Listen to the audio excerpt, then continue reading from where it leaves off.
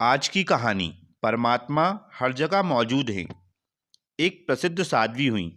जवानी में वह बहुत ही खूबसूरत थी। एक बार चोर उसे उठाकर ले गए और एक वैश्या के कोठे पर ले जाकर उसे बेच दिया। अब उसे वही कार्य करना था जो वहाँ की बाकी औरतें करती थीं। इस नए घर में पहली रात को उसके पास एक आदमी लाया गया। उसने तुरंत बातचीत शुरू कर दी। आप जैसे भले आदमी को देखकर मेरा दिल बहुत खुश है, वह बोली। आप सामने पड़ी कुर्सी पर बैठ जाएं। मैं थोड़ी देर परमात्मा की याद में बैठ लूं। अगर आप चाहें तो आप भी परमात्मा की याद में बैठ जाएं। यह सुनकर उस नौजवान की हैरानी की कोई हद न रही। वह भी उस औरत के साथ धरती पर ही बैठ गया। फिर वह उठी और बोली, मुझे विश्वास है कि अगर मैं आपको याद दिला दूं कि एक दिन हम सबको मरना है, तो आप बुरा नहीं मानोगे।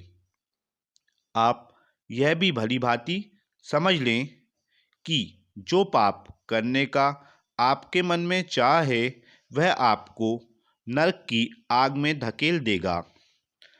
अब आप स्वयं ही फैसला कर लें कि आप यह पाप करके नरक की आग में कूदना चाहते हैं या इससे बचना चाहते हैं।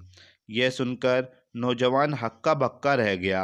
उसने संभल कर कहा, ए पवित्र औरत, तुमने तो मेरी आंखें खोल दी, जो अभी तक पाप के भयंकर नतीजे की तरफ से बंद थीं। मैं वचन देता हूँ कि फिर कभी कोठे की तरफ कदम नहीं बढ़ाऊंगा। हर रोज़ नए आदमी उस औरत के पास भेजे जाते। पहले दिन आए नौजवान की तरह उन सबकी ज़िंदगी भी पलटती गई। उस कोठे के मालिक को बहुत हैरानी हुई कि इतनी खूबसूरत और नौजवान औरत है, और एक बार आया ग्राहक दोबारा उसके पास जाने के लिए नहीं आता, जबकि लोग ऐसी सुंदर लड़कियों के दीवाने होकर उसके इर्द गिर्द घूमते हैं।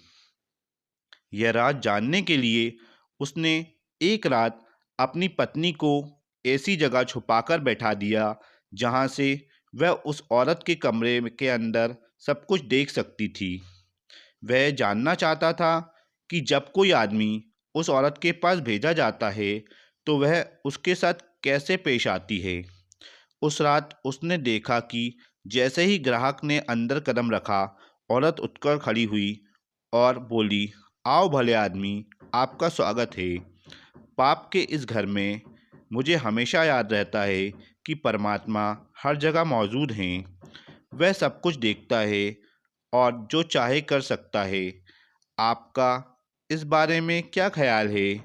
यह सुनकर वह आदमी हक्का बक्का रह गया और उसे कुछ समझ न आया कि क्या करे क्या कहे।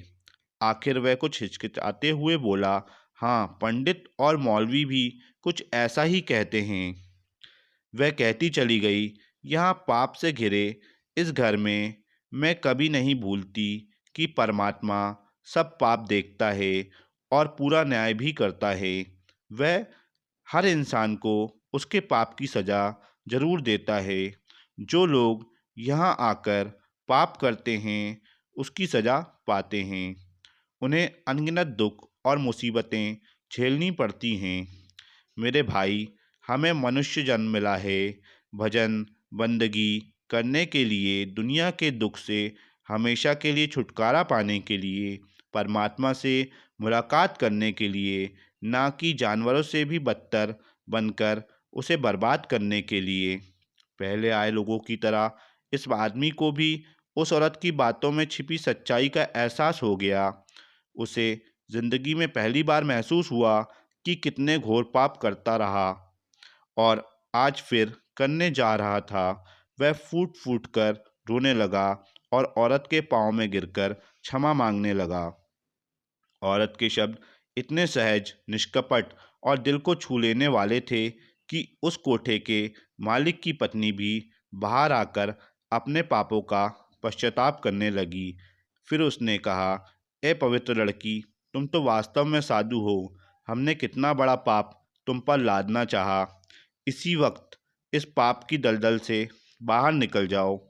इस घटना ने उसकी अपनी ज़िंदगी को भी एक नया मोड़ दे दिया और उसने पाप की कमाई हमेशा के लिए छोड़ दी। शिक्षा। ईश्वर के सच्चे भक्त जहाँ कहीं भी हों, जिस हालत में हों, वे हमेशा मनुष्य जन्म के असली उद्देश्य की ओर इशारा करते हैं और भूले भटके जीवों को नेकी की राह में चलने की प्रेरणा देते हैं। और यह औरत कोई और नहीं, महान साधु राबिया बसरी थी। अगर आपको ये वीडियो पसंद आया हो तो वीडियो को लाइक करें, चैनल को सब्सक्राइब करें और बेल आइकन बटन को ज़रूर हिट करें। धन्यवाद।